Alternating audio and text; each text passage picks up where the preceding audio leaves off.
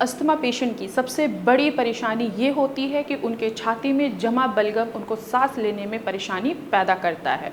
तो आज मैं आपको कुछ ऐसे घरेलू उपाय बताने जा रही हूँ जिनके मदद से आप जमा बलगम को बाहर निकाल सकते हैं।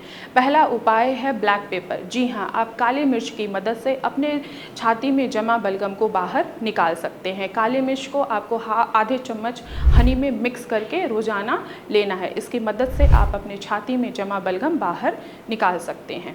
दूसरा घरेलू उपाय है अदरक। अदरक में एंटी इन्फ्लेमेटरी प्रॉपर्टीज़ पाई जाती है और साथ ही साथ अदरक के इस्तेमाल करने से आपका इम्यून सिस्टम भी इम्प्रूव होता है। तो अदरक मदद करेगा आपके छाती में जमा बलगम को बाहर निकालने में।